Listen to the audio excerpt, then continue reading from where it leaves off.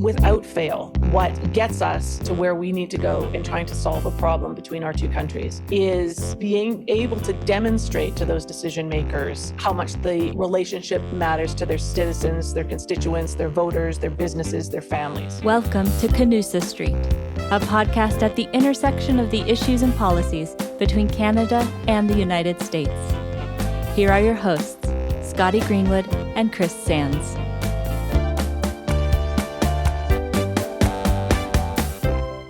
Welcome back to Canusa Street, everybody. I'm Scotty Greenwood with the Canadian American Business Council, and I'm joined by my friend Chris Sands. Welcome. Scotty, welcome to Pinware pop-up Canusa Street. That's right. It's cool to have a pop-up studio here. It really is. Here in Calgary, Alberta, the Pacific Northwest Economic Region, and we have a series of chats. You know, it'll be interesting if this format works for us. We're banking a lot of content with a lot of very interesting, informed talkers on Canada-US and thinkers on Canada-US. And so we'll see how it all goes. This is a working vacation. That's right. More work than vacay. But, you know, the other thing we're doing on Canusa Street this time, which is new, and it's an experiment, so we hope our listeners will rate us and review us and maybe, you know, spam us on the internet if you want. But you and I both participated in panel discussions here at Pinware. And so one of the things we're going to do is we're going to play each of our sessions in two different podcasts and present them to our listeners, because not everybody got the chance to go to Pinware. Not everybody got the chance to live stream or tune in. And so we want to be a force multiplier. Absolutely. So the first one that we're going to talk about is I had the great opportunity to open the Pinware conference in a dialogue with the U.S. Ambassador to Canada, the Honorable David Cohen, and the Canadian Ambassador to the United States, Kirsten Hillman. So I moderated it. You got to listen to it. What did you think? It was amazing. Certainly, you are the ambassador of Canusa Street because you hold your own so well with the two of them. But it was really substantive. And one of the things that I was struck by, and we've talked about this on the program before, is this roadmap, which has been a guideline for so much of the Canada-US relationship. It's like checklist diplomacy. It's rich. There's a lot on it, but both ambassadors are steering very close to getting everything on the list done. And it's amazing how much they have got done. And they are both very substantive, hands-on. I don't know how I feel about checklist diplomacy, Chris, but let's have a listen, and then we'll come back at the end of the panel, and you can give us, you can rate and review us. How about that? Excellent. I'm looking forward to it. Okay, here we go, and over to the session. Good morning, everyone. Bonjour tout le monde. So good to be here. You're not here to hear from me, though, so maybe I'll invite our distinguished ambassadors to come forward as well, and we'll get right to it. Richard mentioned the Canusa Street podcast. We're trying an experiment today. Chris Sands is my co-host from Canusa Street, and we're going to use this discussion, if it's interesting enough, on the podcast. So no pressure. No pressure at all. That's right. So I think everybody knows our two very distinguished guests and discussants today. I'm going to just give you a few highlights, and then we'll get right into some questions.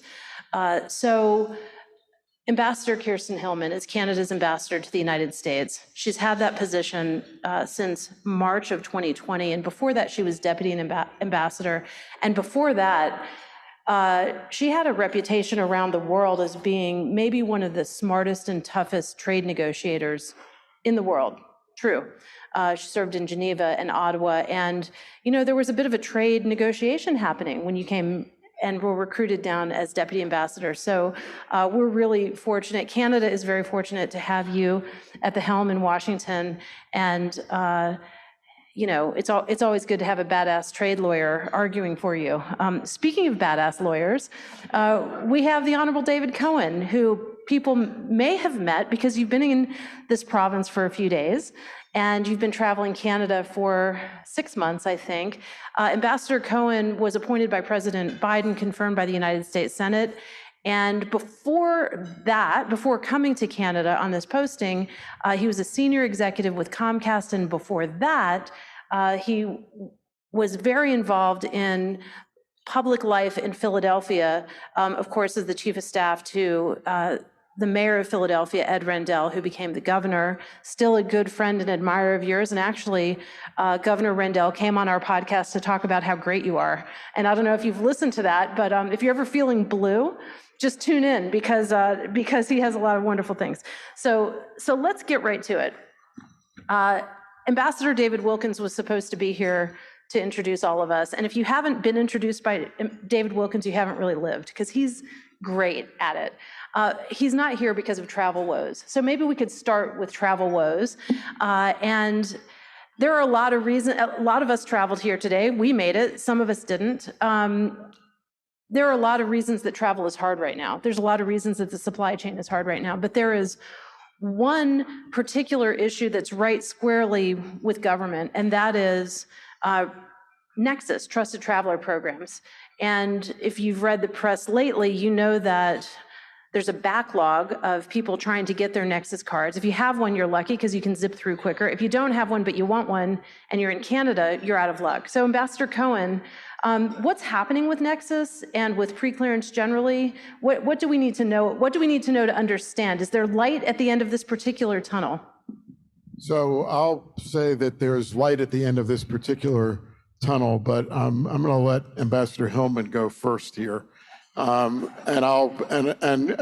we're basically on the same page on this. I mean, your question tees it up in the right way.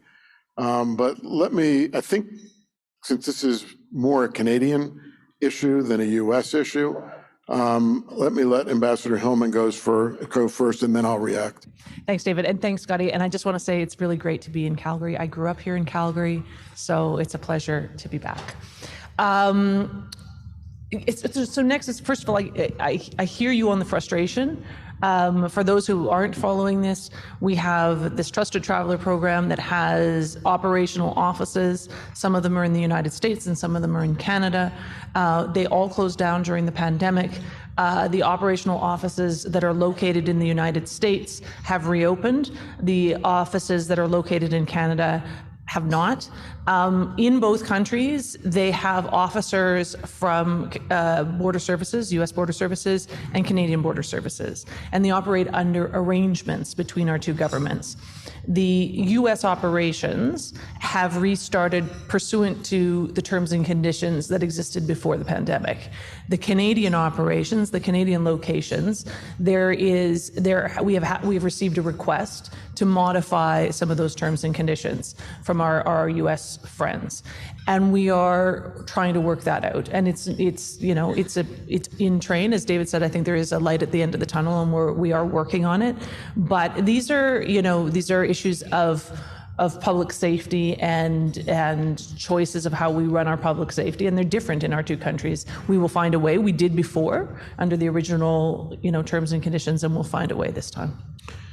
So as I said, I think you'll find probably with everything this morning that Ambassador Hillman and I are basically on the same page, which I think is one of the strengths of the relationship. Not that the two of us are on the same page, but that our two countries are on the same page.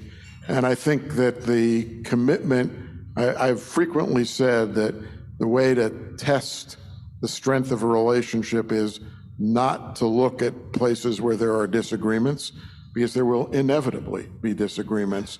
It's to look at how the two countries work together to resolve those disagreements and to do them efficiently and civilly. And that has been the hallmark of the relationship between the United States and Canada for many years. It is clearly the hallmark under the Biden and Trudeau administrations. And those principles will apply in resolution of the Nexus dispute.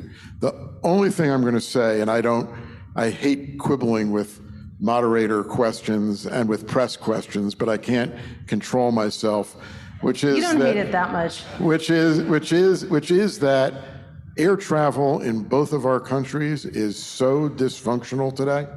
And Ambassador Wilkins can just be the poster child for our meeting this morning. There are so many causes. There are so many problems. Nexus, to use a word that's been used in other contexts, but the lack of operations of Nexus facilities in Canada and the backlog that is developing is an irritant within that overall context. And in the spirit that I hear about Penmore and the focus of this conference of looking forward, I think we would all do well to look forward about how we can work to ameliorate or solve some of the broader, more significant obstacles toward the operation of our civil airspace, which are not necessarily governmental, although governments can play a role in helping to stimulate private parties to do what they need to be able to bring some rationality to air transportation. And so I think if we could solve some of those bigger problems, then the nexus issue would recede into even further in the background as something that is truly just a convenience irritant and not a major contributor to the disruption of air travel between our two countries. So what people may not know is Ambassador Cohen, in a previous life, when he was running the city of Philadelphia, also had oversight over the Philadelphia airport, which is a pretty big, busy airport. So you know of what you speak when you think about the interrelationship between factors that impact air travel. And I hear you that there are big, broad issues.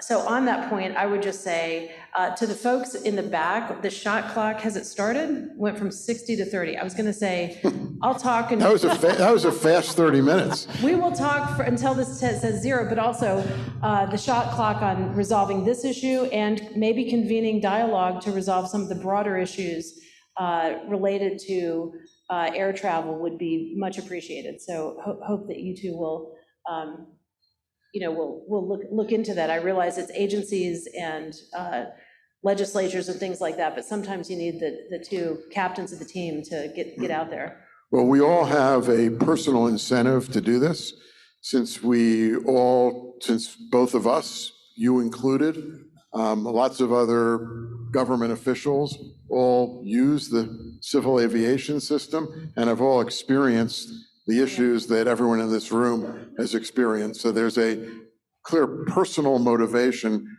to try and restore the convenience of air travel to the place where it existed before the pandemic. Absolutely. So let's stick with travel for just a moment longer, and then we'll talk about a few other things. But travel it's about air, but there are all sorts of modes of travel. David Miller from CN. Rail is here now working for the port, I guess, of Vancouver, but I always think of you as CN. You've got rail, you've got marine, you've got land, you've got trucking. During the pandemic, besides the health crisis, there were also other things that happened, fires in BC, floods, et cetera.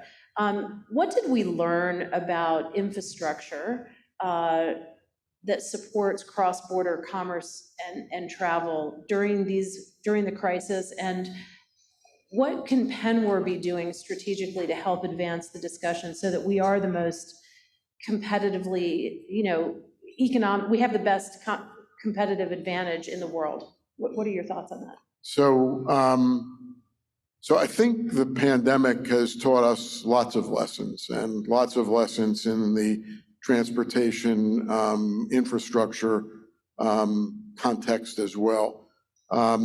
First of all, and I'm going to put the global thing that I think we learned in the pandemic is just a reinforcement of just how important the relationship between the United States and Canada is, how interlinked our supply chains are, how interlinked our economies are, and the importance of working together to be able to manage crises as they may come up. And the flooding in BC last November and December is sort of the poster child example of this. With even as a new ambassador, I marveled at the agility of both of our governments to identify the problem, to come to each other, say we need to work to find a solution, and to find a solution that involved massive rerouting of trucks and routing of goods shipment by train in the United States to be able to deal with the significant amount of roads and rail lines that were put out of service as a result of the flooding. So the first lesson was the importance of our close collaboration, our close importance, and our ability working together to work our way through almost any crisis that might be thrown our way. And by our, I mean, be thrown the way of either Canada or the United States. The other thing, which is right at the heart of your question, is the importance of infrastructure. And I think it is the importance of both public and private infrastructure, because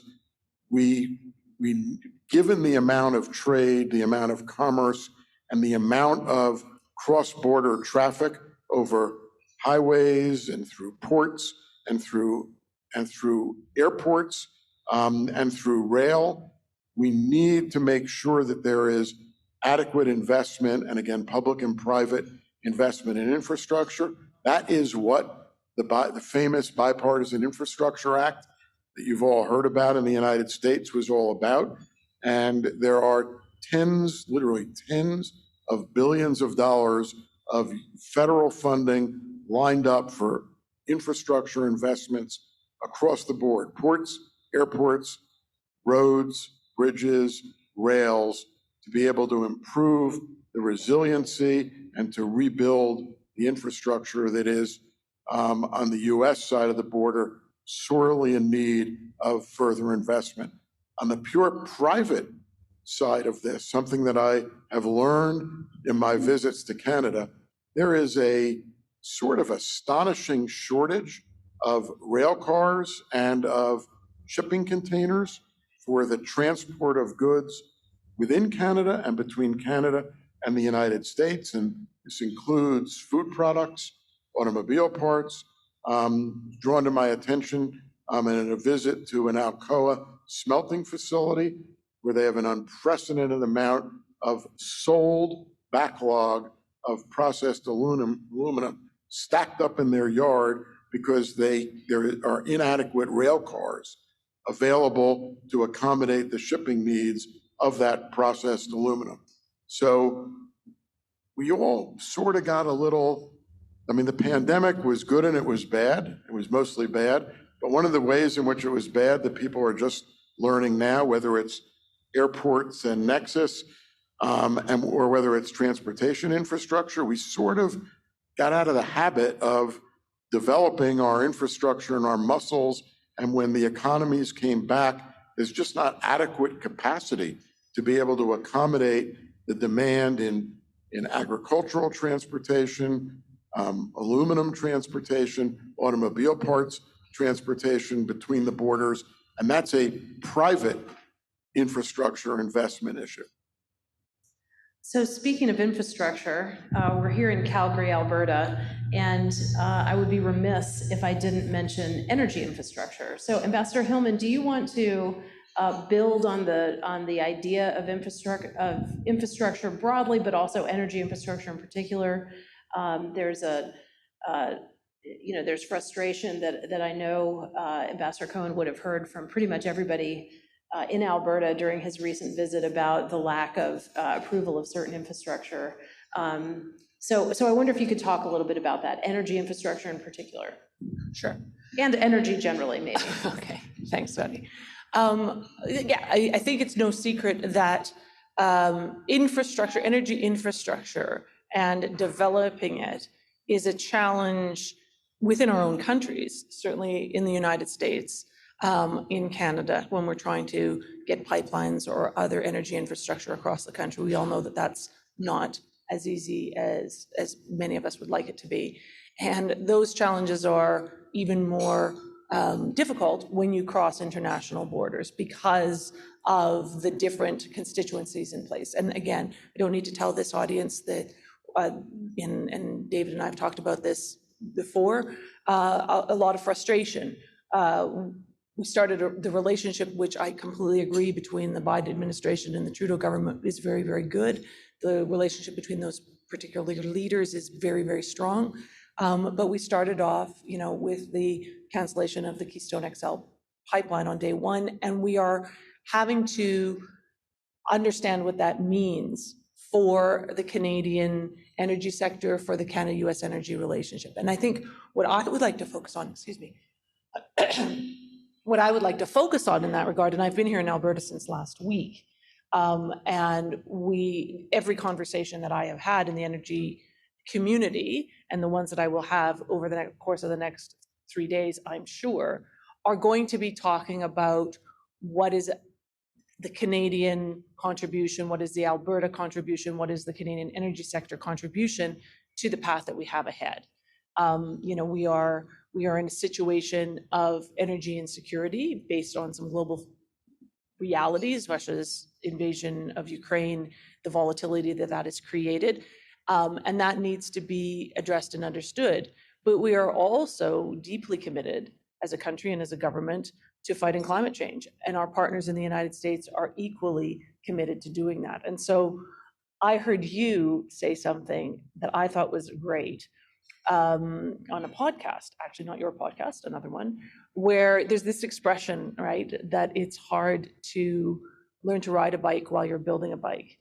And Scotty used the expression, it's hard to ride a bike while you're actually trying to dismantle the bike, which is, I think, really great. And what that means to me is we have a situation where we know that the fossil sector is necessary for the health of our economy. We know that we are deeply committed to decarbonizing our economy. We know that we're committed to diversifying our energy forms. And we know that this challenge is enormous, but there's no choice. This is what we have to do. We have to do both things. And I guess what I have been really struck by, and will continue to explore over the next couple of days here in Calgary, is the degree to which it is the energy sector itself, and I'm speaking to the Alberta energy sector, but I am sure that this is true in other regions as well, is where the solution lies. Because there is no group of individuals who know what's going on. I mean, governments, as everybody knows, and I will say this openly, we are not the experts in what it is that is done in the private sector. We are not the experts. We are when we're doing the best that we can do, we're the enablers, we're the policy setters. But you're the experts with the technologies, the drives, the potential profitability coming out of this. And what I'm seeing is a sector that is committed to diversifying, that has all the tools to do so, not only the intellectual tools, the technical tools, but the resources to do it. And I believe, and with all the greatest respect to our American friends in other regions of this world, I actually believe that some of the solutions that can come out of the Canadian environment, the Canadian energy environment, will lead the world. I really do believe that. And I think that's where we need to be. And thank you for that. And you should have clapped when she quoted me before. You guys drink some more coffee. So I think the both of you will actually have an opportunity to tour the oil sands in a couple of days. I had that great opportunity. Thank you, Synovus. Thank you, Pathways Alliance. Thank you, Penwar. Ambassador Cohen, what are you hoping to discover when you tour the oil sands with your colleague here? So discover may be too strong a word. I mean, I think I need to have an exposure to the oil sands. I've never been there before. But I think given the centrality of oil from the oil sands to our current energy security and our energy picture, that it behooves me to make a visit and to understand the processes and to hear the work that they're doing through the Pathways Alliance, which represents the 6 largest oil producers in the oil sands, to at least decarbonize the production process of getting oil out of the oil sands. So I think it's an educational opportunity. It is also an opportunity that I do think is critically important as my role as United States Ambassador to Canada, which is to get out of the Ottawa bubble and to make sure that I visit and talk to all of this vast country, because there are differences in perspective, there are differences in the way issues are framed, and to do my job of representing back to Washington the interests and the needs of Canada. I need to be able to do that for the interests and needs of all of Canada, not just of Canada in Ottawa, or not just of Canada in Toronto and Quebec City. And obviously, given the centrality of energy sufficiency, energy policy in the current discourse, having direct conversations with energy companies in Alberta and further west, for that example, and hearing that perspective and being able to reflect that perspective back is very important for me to be able to do my job. Absolutely. Well, I should have quoted Scotty in her podcast on something like that, and then she could have gotten that round of applause. You've got some time, don't worry. Right. Let's stick with energy for a minute, and let's think about energy transition, because part of the discussion in our countries and in the world today is about energy transition, and things like electric vehicles, solar panels, and other things are really reliant on critical minerals and rare earths. So I wonder if you could talk about Canada-US cooperation on further developing critical minerals and rare earths. We know that China owns 80% of the global processing of that. That's probably not in our best interest to be us as the world reliant on China to process these necessary ingredients for not only carbon transition, but also defense goods and consumer goods.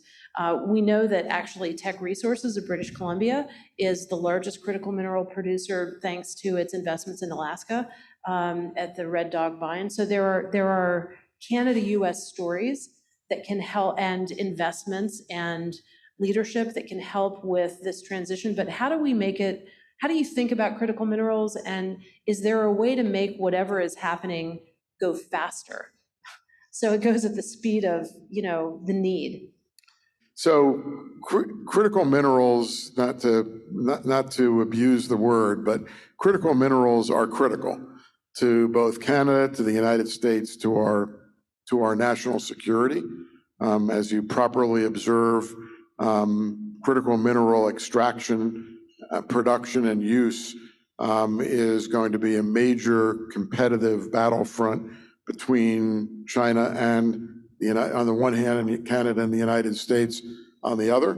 I'm not sure we can make it go any faster because the ultimate use of critical minerals has to be market driven, and there's a little bit of a chicken and egg situation here, as you need to more fully develop and create the market demand for end uses of critical minerals before we can put our foot on the accelerator for the extraction of critical minerals.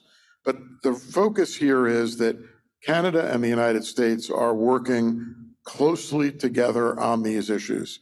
There have been multiple high-level cabinet-to-cabinet person discussions about the need to work together on critical minerals. There are multiple working groups and work streams between our two governments on critical minerals development. I think those discussions are proceeding as expeditiously as they can and as expeditiously as they should. I think the Canadian perspective on critical minerals, which we've heard loud and clear, is that Canada wants to be more than a place where just people come and extract the critical minerals, buy them, and bring them somewhere else. Canada looks at critical minerals as the front end of a supply chain and is interested in developing the whole supply chain and the businesses and operations that take place downstream from the extraction of critical minerals. And when I look at that, it bleeds into a couple of passions of mine, because it makes critical minerals the ultimate growing the pie strategy, because it's largely new businesses or at least the expansion, are new businesses. And when there are new businesses, it gives you unique opportunities, for example, to make sure that you're including indigenous peoples in the development of critical minerals, and small and medium-sized enterprises, especially those owned by women, people of color, indigenous peoples, and other underrepresented communities, because you're not in win-lose situations. You're not taking something away from someone. It's a greenfield.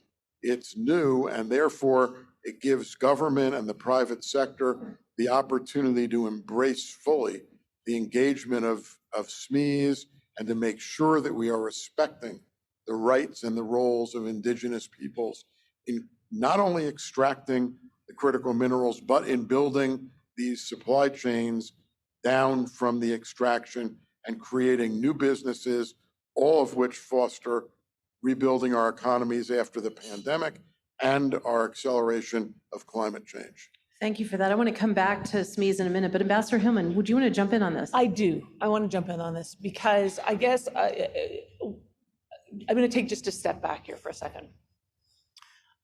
We know, I'm sure most everybody in this room knows, that critical minerals, rare earth elements are going to be essential for energy transition.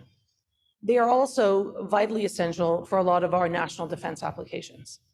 And through time, as Scotty pointed out, we have become, not just Canada, but the US and all of our allies, we have become reliant on China and their exploitation in their country and other countries for the development and availability of these resources. And Canada has more than half of the minerals that are considered critical to these applications that are so essential today. But we have not been exploiting them in order to, for our own purposes and for the purposes of selling to other countries. And why is that? It's because, as always, as often is the case, we have a country that overproduced and subsidized production in a way that was environmentally less friendly, obviously, and also raised a lot of serious concerns around how those who were called upon to exploit those resources were being treated and benefiting from that exploitation. But we were getting those resources cheaply, and therefore there wasn't a market incentive for that to be done in our country, in the United States, and in other allied countries. What we have all woken up to, and maybe later than we should have, but better late than never, is that we cannot rely on those relationships when this is so essential to our economy, which is going to be driven by energy transition and the electrification that we're all moving towards, and of course our defense applications. So I agree that there will have to be some obviously private sector driven, but we are also providing market signals into the market. The government of Canada has now devoted $4 billion, and it's not exclusively to extraction, it's to things that are important for governments to do, like infrastructure, like roads, like investment in the technologies that will come to refine the minerals, to use the minerals, to apply the minerals, to as David rightly points out, to make sure that we are part of that entire supply chain, which is a core objective to making sure that all of that, the promise of the future in this area is enjoyed by Canadians in all aspects, from exploitation to research, development, and application. So we're taking a very precise and very directed approach by identifying the 6 minerals that we're going to focus on first, that we're going to put our resources as a government behind, that we're going to put, seek to promote first, and they're the 6 minerals that are required for battery technology. And then after that, we will move to 8 minerals, and we will try to be incredibly deliberative and incredibly clear in saying this is our industrial objective within this country, and we're going to move forward in a very concrete manner. And it may be slower than we would like, but it's going to be faster than hopefully it would otherwise be without that very focused and concerted effort. I think that's interesting. I think from my perspective in the private sector, if you had a world in which you had some regulatory certainty about permitting new processing facilities in Canada, and you had a market in the US where there's a, defense industrial complex and automakers and others that said, we're going to buy a certain amount. Canada says, we're definitely going to build it. And we're going to build it in a way that takes into consideration the highest standards of environmental cooperation, indigenous collaboration, all of that. In that scenario, regulatory certainty on the one end, market certainty on the other, I think you'd get a lot of private capital. You'd get what you need. So, and maybe you'd beat Australia, because Australia is coming in, competing with Canada for the U.S. market. And so, there is some urgency there. Ambassador Cohen? I love Kirsten's answer because it laid out what the incredible complexity is here, because we're competing against somebody who's cheated. And we have to recognize that regulations is something government can do, but it's regulations that are going to cost some money ultimately, and the Chinese don't have those regulations. And it's to do something in an environmentally friendly way. Well, our Chinese don't have those types of requirements, and presumably we're going to want to create these new business opportunities with family sustaining employment. And the Chinese are not operating under those constraints. And so this is a place where the United States and Canada can work together in a unique fashion. We do need the private sector, but as government, we need to understand that the private sector alone is not likely to be able to solve this problem and provide market certainty when there might be, and this is not a real number, I'm just making it up, but there might be an opportunity to buy the same minerals at half the price from a different competitor. So we as government need to work together and figure out how to level the playing field to be able to help to create the market certainty that you're talking about. It's why the problem is so complicated. Right, totally. One of the things you both alluded to that I want to explore and take in a little bit of a different direction is when you're developing these resources, or even when you're developing the oil sands, there's a lot of water involved and a lot of important obligations on water. I can't not say this with Senator Mike Cuff of Montana sitting right here in the front within bun throwing distance. Let's talk about water for a second. And there are all sorts of water topics that are important in this region, but maybe if I could start with a question for you, Ambassador Cohen, about the Columbia River Treaty. It's something people in this room care a lot about. Where are we with the negotiations on Columbia River, and how are you thinking about it? So I don't think I'll come to regret this, but I will say that I'm in a pretty optimistic state with respect to the Columbia River Treaty negotiations at this point. This is a place where the United States and Canada are in violent agreement as to the importance of modernizing the treaty, to the importance of the Columbia River Basin for provision of hydropower, for flood control and ecosystem control, and maybe most importantly, on the need for a modernization of the provisions of the treaty. So those negotiations began last year. There have been multiple productive formal and informal negotiating sessions. There has been progress made at the bargaining table.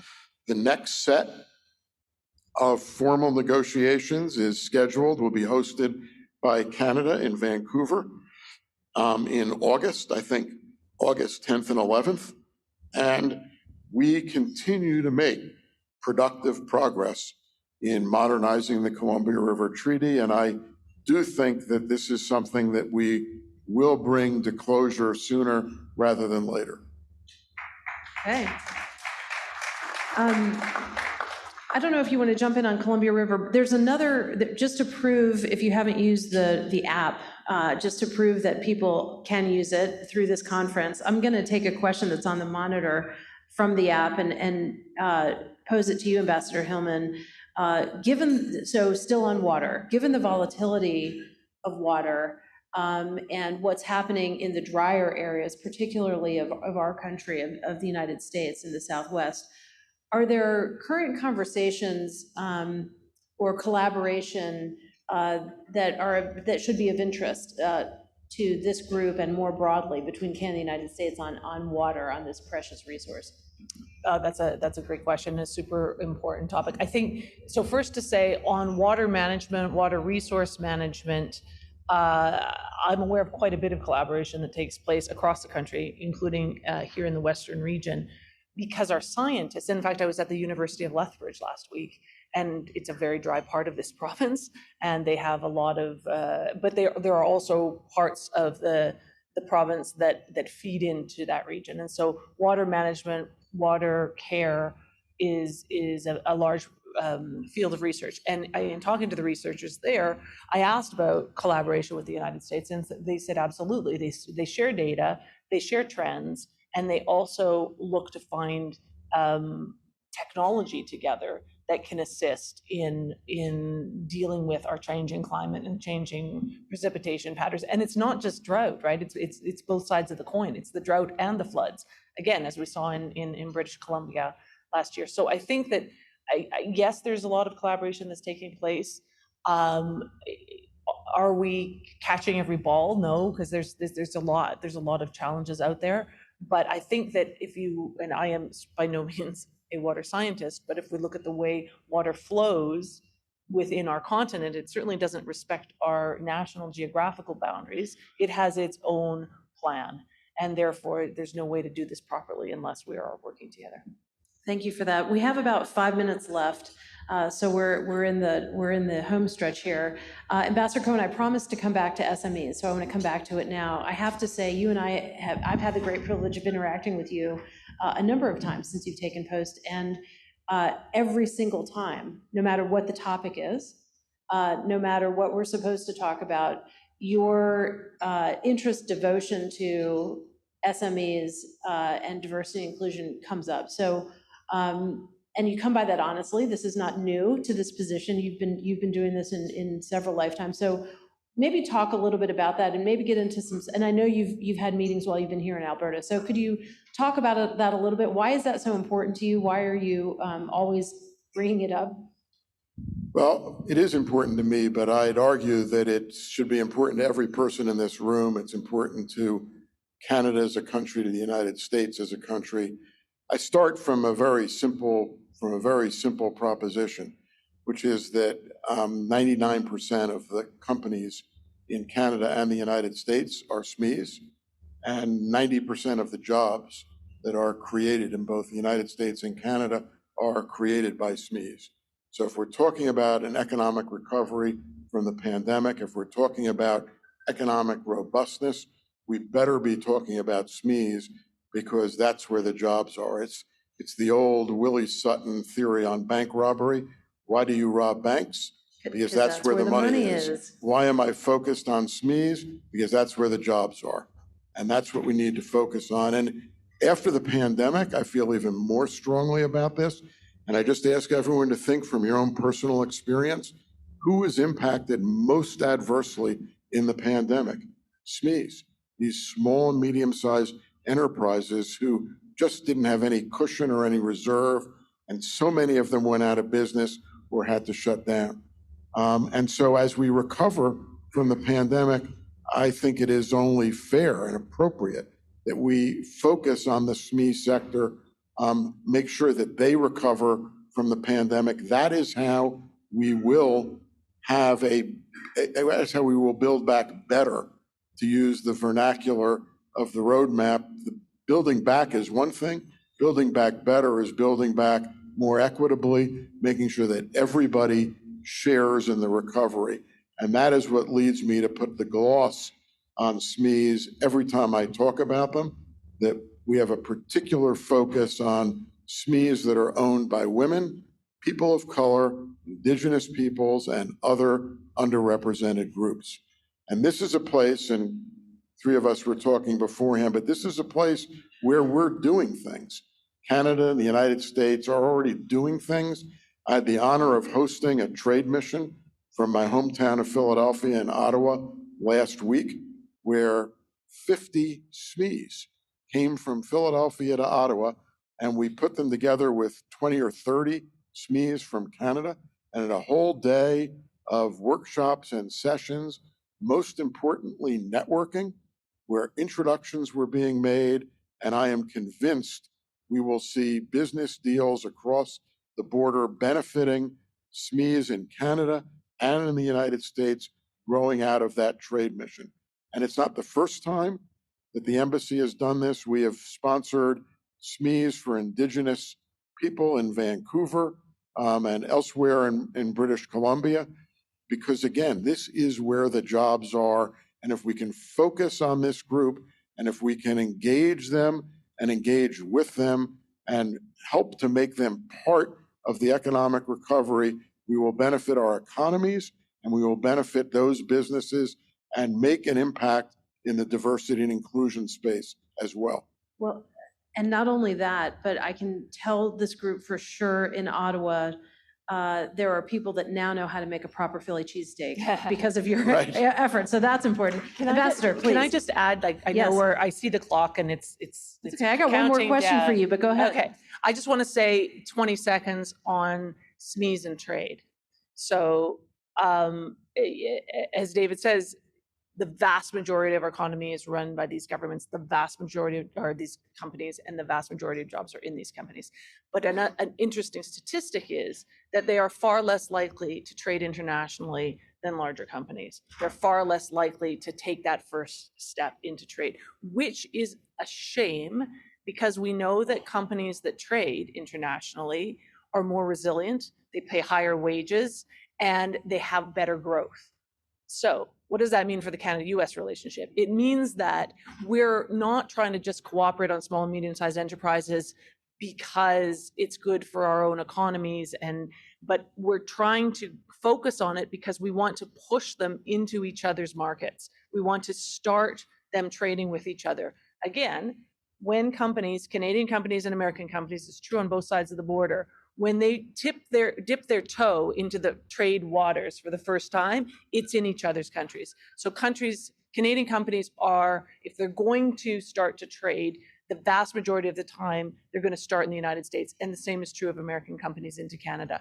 So what we want to do is try and give these groups the skills that they have, the confidence, the connections that they have to do that toe dipping so that they can have these strong, resilient, high-paying jobs coming out of their enterprises. And if I can, just to tip of my hat on totally agree, tip of my hat on the Canada side, that was one of the major hopes out of this trade mission. I mean, everything, you're trying to introduce them to each other and to larger companies in both countries to begin to stimulate that trade.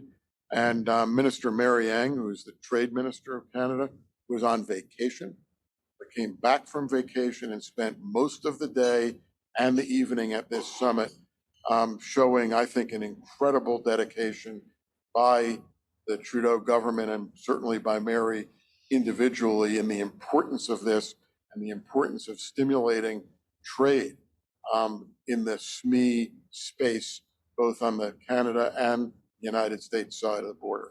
Excellent. Let me ask one last quick question, just to bring this to a close. Ambassador Hillman, you've been at this Canada-US relationship business for about 6 years, Ambassador Cohen about 6 months. I'll ask each of you, what makes you the most hopeful? Give us a little vision into, based on what you know, what are some things that we can be hopeful about in terms of Canada-US relations going forward? So one of the things that I say often, because it's true and I experience it every single day, in whether I'm working in Washington or I'm somewhere else in the US or I'm here in Canada, it's that it's not always easy, and I'm speaking here from Canada's perspective, it's not always easy to get our messages through in Washington, which is a very busy place with a lot of people who have a lot on the go and a lot of other priorities. Sometimes some will say, well, that's because the relationship is so good and we're focusing on other crises, which is in part true, I think. It also has to do with the fact that we are just faced with an interlocutor that has so many different regional and national and international priorities that are tearing their attention at all times. But without fail, what gets us to where we need to go in trying to solve a problem between our two countries is, yes, it's having a good relationship at the highest political levels between the leadership, between governments, between ministers, between provinces and states and municipalities. That's very important, the political leadership, and I don't mean to diminish that in any way. But what really matters is being able to demonstrate to those decision makers how much the relationship matters to their citizens, their constituents, their voters, their businesses, their families.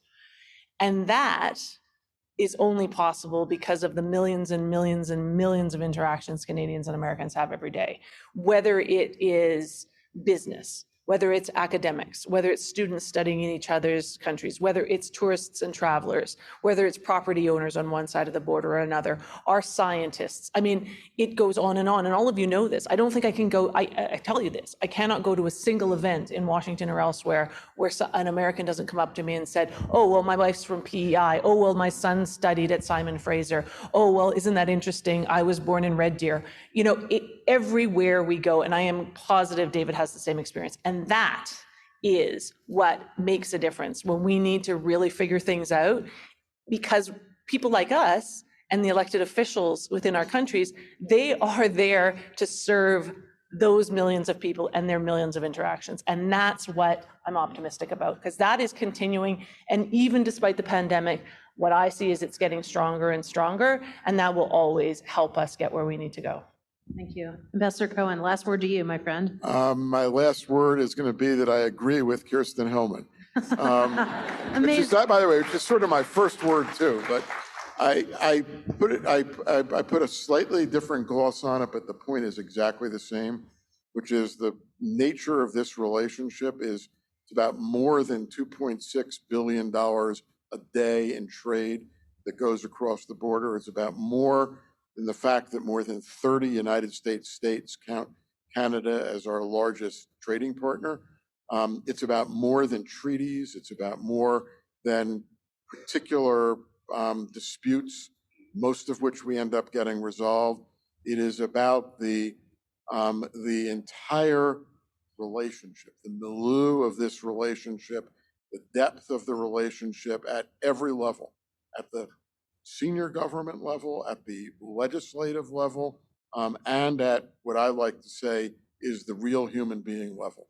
And that ultimately, even in tough times, economically, even in the midst of the pandemic, that reservoir of goodwill, that reservoir of collaboration, that closeness on a personal level is what binds our two countries together and will continue to bind them together.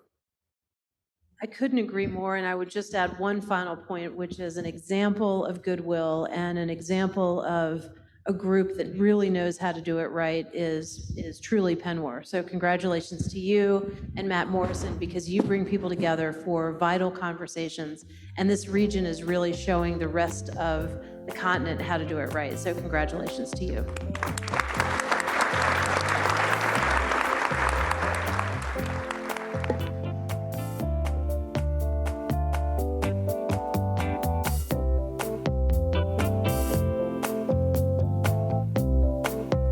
Okay, well, that was fun, Chris. And at the end of that discussion, we were presented with white hats. So that is always great. I must say, Ambassador Hillman and Ambassador Cohen have had all of Stampede to practice. I put my hat on, and it's fully covering my face. So hopefully the discussion was better than the photo op. But what did you think? Oh, the discussion was fantastic. I think the photo op was pretty good. You rocked that hat, and No way. It was just fine. No, it was a really interesting discussion, and we had all coming out to Calgary struggled with airline problems and so on, and that's a really big issue. But as Ambassador Cohen said, it's a big issue, not just a Canada-U.S. issue, but it's one that we're really struggling with. And there was a real sense that, with everything going on, they have a lot to do, and it's not that the government's screwing up; it's that we're recovering from COVID, and it's a little and bit. so It's together. a little bit of government inaction. I'm gonna quibble a little. But the other thing that I thought was interesting that we learned is, David Cohen, when he worked for the mayor of Philadelphia, he was the chief of staff. Right. He worked for Ed Rendell, as we found out on Canusa Street, Canusa with Ed yes. Rendell. But he was head of the airport authority, and so David Cohen knows a lot about how airlines work, how airline regulators work, and he's got some very specific thoughts, not just about Nexus, which is a big problem, but also about all of the other ways that people are getting stuck in airports. And I have to say, Chris, I am not looking forward to my flight through Pearson Airport tomorrow. We shall see if I make it. How about you? Yeah, we are going through Chicago, so I'm hoping that I make it back, but You got stuck on the way coming up, though. I got stuck on the way coming up. Right. So this is truly a bilateral problem, but you're right. He has very specific ideas. He's a very substantive ambassador, and we're lucky to have him. We are, and Canada, of course, has a rock star in Ambassador Kirsten Hillman. I said it on the panel. She is the world's toughest trade negotiator. It's true, and there's a reason she was sent to Washington to go toe-to-toe with President Trump on the NAFTA, along with the ambassadors. But she was a key part in that, and she's a trusted confidant of the Prime Minister. So Canada's quite lucky indeed. Yes, and as are we, because she is someone who is not just there for show. She's hands-on so many files, and we know a lot of people at the Canadian Embassy in Washington. We know how hard they're all working, but she's in the trenches with them. And I think it's just a remarkable moment. Two very substantive ambassadors and a very substantive interviewer. Well, thank you very much. And to be non-substantive for a moment, Kirsten Hillman grew up in Calgary. She knows how to rock the cowgirl hat. So you shall check it out. Check her out on Twitter. You'll see it. Yep. I think that will be perfect. We'll try to put a photo of that on the webpage when people come to listen to the podcast. I think we can figure that out. Yes. And until next time, my friend, thank you. Thank you. It was a great panel, and I feel like I was part of it, even though I wasn't there yet. There we go. This podcast is brought to you by the Canadian American Business Council and the Wilson Center. If you like this episode, help others find our show and give us a rating on Apple Podcasts or Spotify.